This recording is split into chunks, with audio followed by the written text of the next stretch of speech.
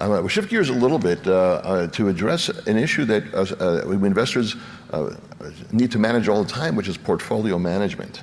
So I'd like to ask you a question that has several parts, and this is going to take up most of our remaining time, and is, in your current portfolio, what is performing the best, like that you're really excited about?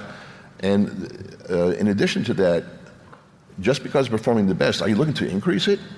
Or maybe decrease it because of things that are happening in the market? So just in general, what's doing great in your portfolios? How are you managing your portfolios? And what do you want to increase and maybe decrease depending on market conditions? I guess to start, going back to something Jeremiah said, sports is really big, and one of my absolute best personal holdings are in online gaming stocks. They're doing great. Kids aren't putting their phones down like you had mentioned, and whether recession happens or doesn't happen, people are still going to gamble, and they've made it easier and easier. So that, for me, has been one of the best things that's been performing. And the other thing that I'm heavily invested in is, and if you look at the tragedy of what happened in North Carolina and Georgia, there's going to be a lot of rebuilding that takes place, but the businesses that thrive within that are going to be the ones that are involved in building materials that are resilient, like for instance AZAC or Trex materials that they're not going to rebuild these homes with whatever they were built with before. So that's going to be something, and also property and casualty stocks. There's a reason why Warren Buffett, most of his portfolios in that is because guess what, hurricane happens, they're not covering for nearly half those damages because they're excluded because most of the folks didn't have flood insurance. But property and casualty stocks always do well where the economy goes up because they can charge more of a premium, or if they get hit with disaster, they charge more premium again. So on my own personal portfolio, those have been my best performers outside of my real estate holdings. Over you, Jeremiah? Yeah, absolutely. So for me, again, the kids aren't going to stop scrolling, and so I'm doubling down on the media platforms that I'm acquiring. And again, as long as they meet my criteria and I'm able to monetize them efficiently or sufficiently, I'll keep buying. The second thing is, again, I mentioned earlier that there are countless hours of content that are left unsearchable. That's billions of hours if you have kids and they play youth sports, you record them. If there was an environment where you could load that content in and make it searchable and accessible to an entire team or an entire club, there's a lot of value there. And I'm trying to figure out how to capture that value. That's very, very, very focused on that. The other side of the sports world that I think is important, particularly in soccer, given the World Cup is coming,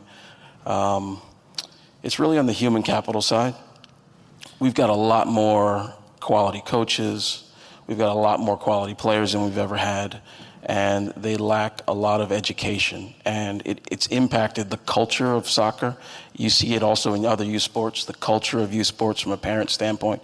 I think we've got a lot of cleaning up to do in terms of educating people on the way to behave. And I think if we can change the way people behave, I think then we can start to introduce tools to help them get closer to their goals, and then be supportive parents, et cetera, et cetera. And then the last thing in terms of what I'm decreasing, so I own part of a professional team, and I was very close to buying a part of the Houston Dynamo in Major League Soccer. I have ownership in an MLS Next team, which is the second layer, and all signs pointed to the fact that the league is going to grow, the asset value, the valuations of the clubs are going through the roof. But the problem we have is we have non-business people running these teams, so they're not monetizing the asset. So for me, I had to make a decision. Do I want to go inside of these organizations and try to use my companies and the folks that I have working to help teach them how to monetize, or do I just focus on capturing the value that they're not capturing because they're not set up to do so? Shame. We got to get the kids to stop scrolling and get them into more museums too, and galleries looking at art. Good luck at that. Yeah, portfolio management is actually hilarious when I think about it in our case, because it's like half the stuff takes up a ton of space, and it's like literally like my portfolio's on my walls. And the other stuff in crypto takes absolutely no space at all. Like it's literally up here. So yeah, it's just we're gonna keep tripling down and collecting. Like it's just in our blood. It's a problem that we have. We're addicted to it. It definitely helps a lot of people. We locate artists when they're emerging. So before the greater market's even paying attention to them, or taking stakes in them and guiding them. And there's really nowhere but up for their value to go. And a lot of what you talked about, like getting people involved, it's our thesis for investing is that price is a fiction, and it is born from narrative. So everything is storytelling. So when we invest, we try to find what's the best story now, and then what's going to be the best story 5, 10, 20 years from now. So when it comes to crypto, I feel like we're currently living through the greatest story being told that's ever going to be told. And when we invest in art, we're investing in people who are going to tell the story. So we're quite comfortable there. Great. Yeah, I think the best ones we've had have actually been in the sustainability and the AI side, but I don't want to spoil Linda's thunder, so I'll let her talk about that. But you sort of stole a bit of mine. The other big thing we're focusing on, I think, is the greatest upside in the next few years is on the digital side. All forms of digital, whether it's sort of media, sports content, the arts. The tokenization and digitization of assets, I think you'll see increasingly people moving away from traditional financial systems and traditional assets into tokenization and trading of those as we all look to diversify as individuals, institutions. So I think what you'll see is payment systems for the global south as they start shifting away from the dollar into more efficient ways of settling things, where you're talking hundreds of billions, if not trillions, of transactions going through payment systems, which you've already seen with Amazon and some of the other big players going into places like Africa and Latin America, having to set up their own payment systems because there weren't banks. So I think the move to digital, which also ties in with AI, obviously, and what a lot of the other people in the panel are doing, will be the big theme of the next 5 to 10 years, and where there'll be massive amounts of money to be made, similar to what happened with the whole internet.com thing. And similar to that, a lot of money lost as well. A lot of people ask me in this conference even, like, what's that mean, impact investment, right? So what we focus on is that what is in the 5, 10 years, we're looking forward, and when we start to prepare, is that what fundamentally change people's life environmentally, and also in terms of the whole economy. So that's what we usually focus on. So in terms of how to get the return, like of as investors, so of course you need to sustain your business before you can, feed the climate or feed the charitable, right? So what we believe is that is anything you can fundamentally change, a revolutionary change, and there's plenty of ROI you can make.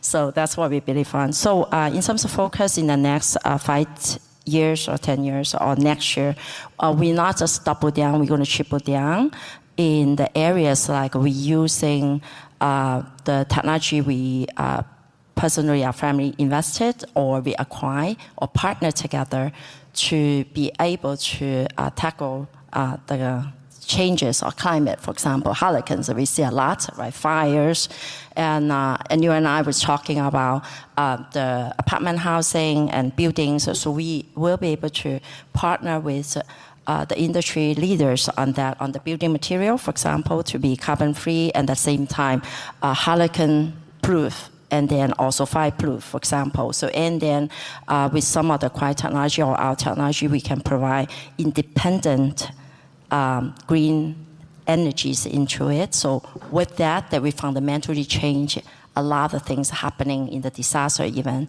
So you will no longer have power shortage, you no longer catch fire, right? And then hurricane-wise, when that happened, then you would not lose all the livelihoods because of those technologies. So that's one of the area in terms of commercial residential building. So we enabling them to able to sustain sustainable living, right? So I was talking about farming and then also clean water and internet.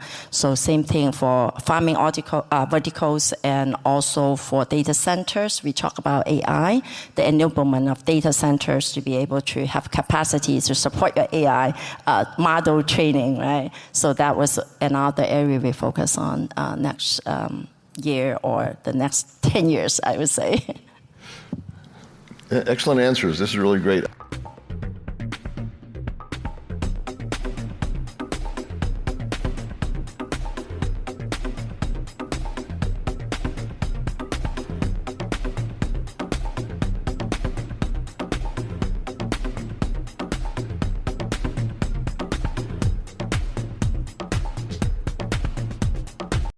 If you are a founder, raising capital, developing real estate, or you're an investor, would love for you to get involved in the Family Office Club.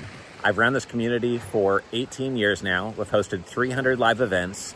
We have 17 million social media group members and followers. We have the #1 YouTube channel on family offices. We have the #1 most popular podcast on family offices. You can learn more about us and our membership options at familyoffices.com. We have 30 in-person events planned in 2026 and another dozen events this year. Please go to familyoffices.com to learn more.